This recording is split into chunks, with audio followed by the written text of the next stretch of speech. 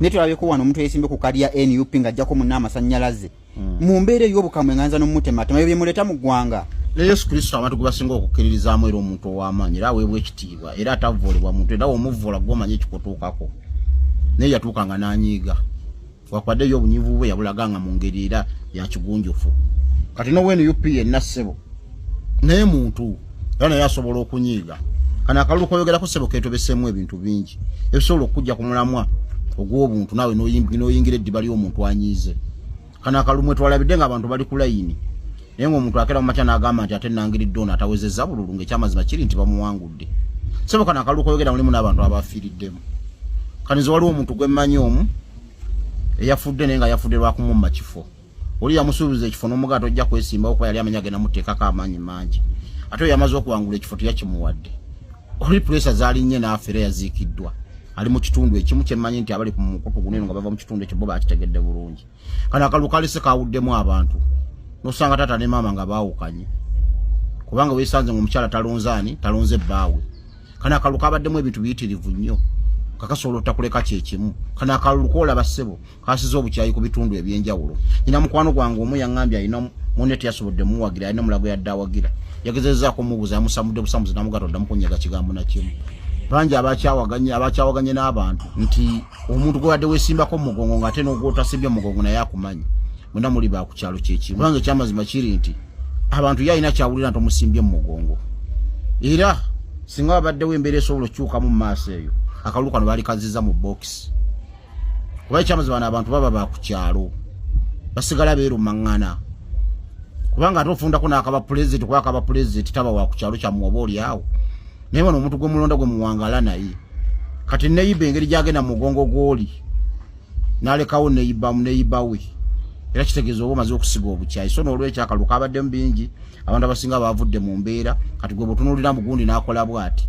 Sooka otunula ebiki ebyamuwaliriza okukola bw'atyo biki ebyamutuuseeko naye yatuukanga n'anyiiga. Wakwaddeyo obunyivu bwe yabulaganga mu ngeri era ya kigunjufu. Kati no NUP yenna ssebo naye muntu era naye asobola okunyiiga. Kana akalulu koyogerako ssebo keetobeseemu ebintu bingi ebisobola okujja ku mulamwa ogw'obuntu naawe n'oyingira eddiba ly'omuntu anyiize. Kana akalulu mwe twalabidde ng'abantu bali ku layini naye ng'omuntu akera mu makya n'agamba nti ate nangiridde ono atawezezza bululu ng'ekyamazima kiri nti bamuwangudde. Ssebo kana akalulu koyogera mulimu n'abantu abafiiriddemu. Kanizo waliwo omuntu gwe mmanyi omu eyafudde naye nga yafudde lwa kumumma kifo. Oli yamusuubiza ekifo n'omugato ojja kwesimbawo kuba yali amanya agenda muteekako amaanyi mangi. Ate oyo yamaze okuwangula ekifo teyakimuwadde. Oli puresa zaalinye n'afera yaziikiddwa. Ali mu kitundu ekimu kyemmanyi nti abali ku mukutu guno nga bava mu kitundu ekyo bo bakitegedde bulungi. Kana akalulu kalese kawuddemu abantu. Nosanga tata ne maama nga baawukanye. Kubanga weesanze ng'omukyala talonze ani talonze bbaawe. Kana akalulu kabaddemu ebintu biyitirivu nnyo. Kakasobola otakuleka kyekimu. Kana akalulu koolaba ssebo kaasiza obukyayi ku bitundu ebyenjawulo. Nina mukwano gwange omu yaŋŋambye alina munne teyasobodde muwagira alina mulago yadde awagira. Yagezezzaako mubuuza yamusamudde busamuzi n'amugatta oddamu kunyaga kigambo na kimu. Bangi abakyawaganye n'abantu nti omuntu gwe wadde weesimbako mu mugongo ng'ate n'ogw'otasibye mu mugongo naye akumanyi.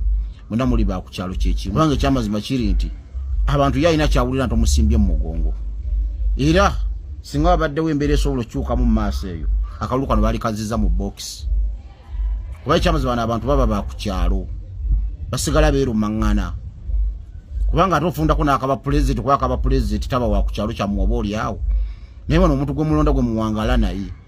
Kati neyiba engeri gy'agenda mu mugongo gw'oli n'alekawo neyiba we.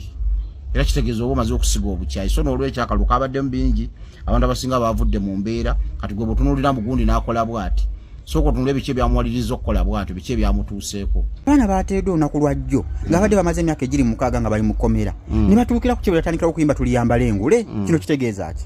Kyekiri kye nabagamba nti omuwagizi wa NUP ne bw'ona omutemako amagulu n'asigala nga talina amagulu ajja sigala nga muwagizi wa NUP. Kyotasobola kujja ku muntu ku mutima gwe kyekyo kyawulira kyayagala. Yensonga lwaki omuntu nti mukatoliki tosobola kera makya n'omunyiisa bukatoliki. Ate ne baganda baffe abayisiraamu tosobola mutamya busiraamu.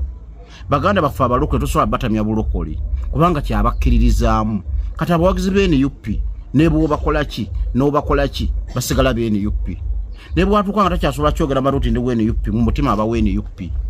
Kikyo kiwalabye enti omuntu bamusibye emyaka 6 omusubira okuvaayo nga takyalina n'amaanyi googera yakulaze enti ate w'amaanyi n'okusinga gwe abadde wabweru yakulaze enti ekigambo NUP kimuswa ku mutima n'okusinga gwe ataali wabweru yakulaze enti atuukira ku kitebe yakulabye enti ali mu kuyimba tuliyambala engule yakulaze enti ayogera ne pulezidenti we nga musanyufu kitegeeza ki nti baganda baffe bonna abolaba mu makomera negolaba yasabye ekisonyo n'agamba nti nzikiriza emisango nsabye ekisonyo ayagala kibujjasi kufuluma wabweru naye omutima gwe gwe NUP tasobola gukyusa kati sonze ndowooza nti buli muntu bamuleka akkirize mu kyakkiririzaamu nowe NRM gyali nga ye agamba nti nze mu mbeera yonna NRM yange tenva ku mutima nabo gye bali waliyo DP yogiraba nti kati yayenjebuka neera waliyo omuntu wa DP ng'agamba nti nze DP njagala ng'ekibiina era ng'akuwa n'ensonga ze lwaki alemera mu DP kikyo kyegga nti munnaayo obwagazi tibagula bugule obwagazi buva ku mutima gwa muntu yensonga lwaki baganda bafe abakkiriza mu Yesu Kristo nakati saalero bakyamulinda naye omanye emyaka egiisonga bamulinda